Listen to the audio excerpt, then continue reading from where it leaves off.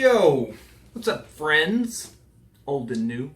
I say old and new because I'm going to have The Secret of the Golden Flower in the title. So, old, you'll see this, when I upload it. New, maybe you're looking for information on this book and you run into this. And I'm going to title it Part 1 because what I'm going to do is it talks about spending 100 days.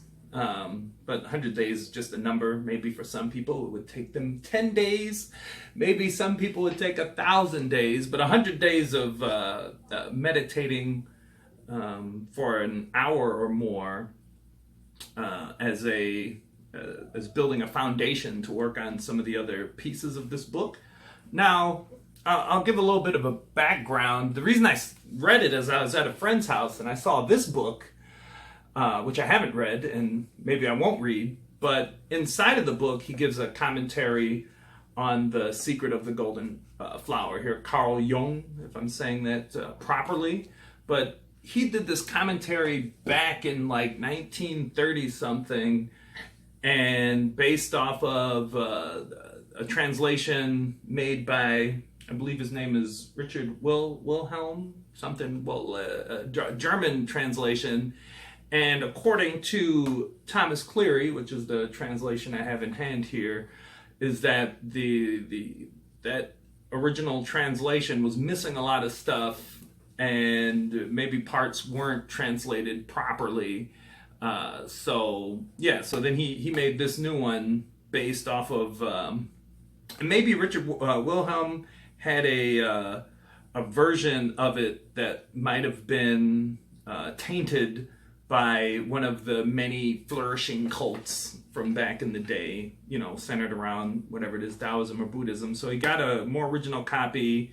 He translated it with his already deep understandings of Buddhism and Taoism, so on and so forth. So this is the translation I read. I have a whole bunch of books I want to read.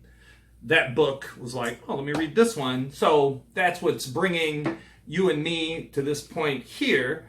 And then I thought I'd show you too, the actual translation is not that long. This is the translation. And then at the back of the book, he actually on almost, questions and answers here. What am I? It's making me look bad. Here we go. Translator notes. So he has notes for each segment, either explaining language that seems confusing or giving a historical background about maybe a text that's referenced or a person that's referenced, or he maybe talks directly about Richard Wilhelm's translation. But I did highlight this.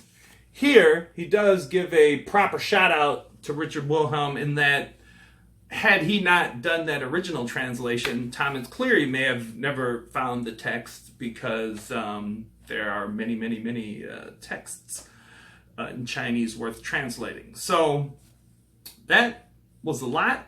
I'm making this video just based off of what was on my mind. I thought I'd talk about this aspect sooner. So it's really, it's really cool. There's like a lot of, flowery, language in the book, but the book at the end of the day, if I were to summarize it, it's about, let's see, how would I word this? I can use some of the language from the book. Well, some of the language from the book is you have your conscious mind and your original mind, and your conscious mind is the mind that's that develops through socialization, right? From your culture, from your language, from your parents, schooling, experiences, all this stuff creates this conscious mind. And the conscious mind is what people normally feel is like who they are. Like that's, and that makes sense. That's what the world tells us to think. So people are usually attached to this conscious mind. But what this text and really the meditative work you would do along with it is to kind of like maybe pull back those layers and get to your original mind or primal mind. And I won't attempt to describe what exactly that is, but it's what it talks about a lot in the book is turning the light around, which is kind of I don't want to necessarily call it internal work, but it's, you know, kind of finding where the source of thoughts are and that sort of thing. So it's actually pretty simple, and then you just sit and do the work. And what's cool about this book and Taoist stuff in general is in areas of the book, it kind of stresses the importance of living in the real world. And, you know, I got this when I was younger, thinking about the, you know, like you see movies like Buddhist monks or, you know, people up in the mountains or like meditating under waterfalls or whatever. You get all these ideas of what whatever it is you're interested in, enlightenment, or, you know, you get these images in your head, and those have been kind of like, you know, stereotyped in the media that I anyway grew up in. But really at the core, it's about, you know, you do the meditative work, but then you take that, you know, what you're able to access or cultivate from that, and you use it, you know, moment to moment, day to day, hour to hour, week to week.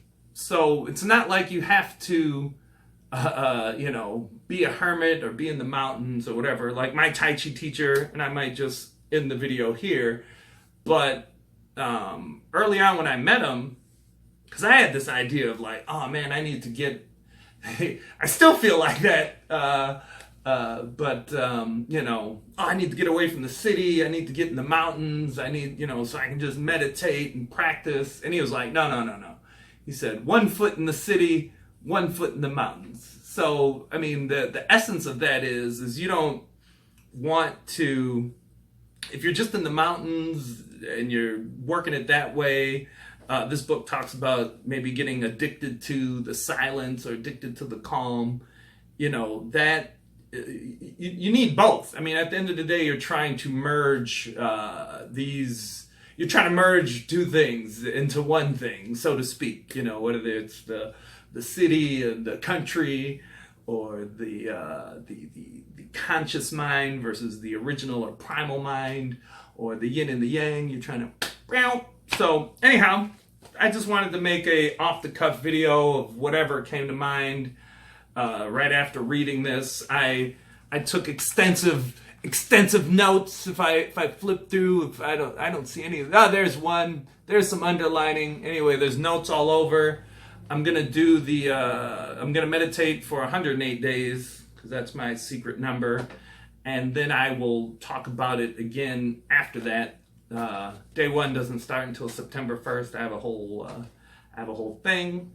Yeah, if you have any questions, I mean, you know, I just kind of wanted to help bring either someone curious about the book, you know, that like boom, or if you've never heard of the book, maybe you'll see it and look into it more. And I'm going to recommend the Cleary translation if you do end up wanting to look into it, versus the notes from Jung or the Richard Wilhelm. Cleary's stuff is good. I've read a lot of his stuff. I have a lot of his stuff. So that's it. Yeah.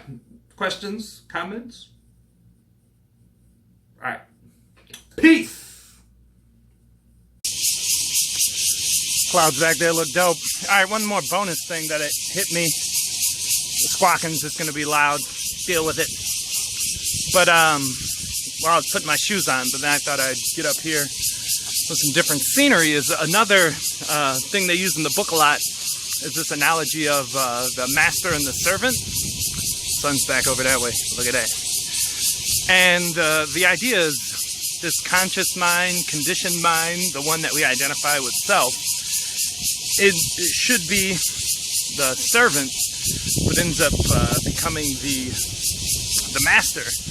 And also a part of the, you know, a part of it is kind of reversing that, where your conditioned conscious mind ends up serving the primal original mind. And that's like an important distinction, because it's not, as you're pursuing this stuff, it's not like you want to throw out all your thoughts or have a blank mind or whatever.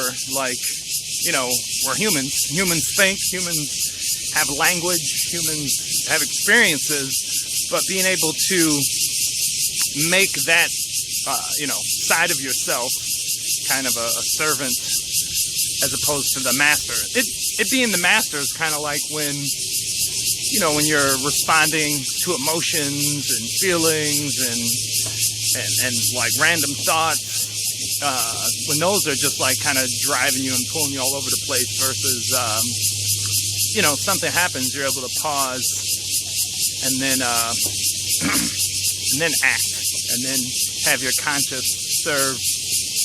Anyway, thought I'd throw that in there. I'm gonna get back to running. Alrighty, peace.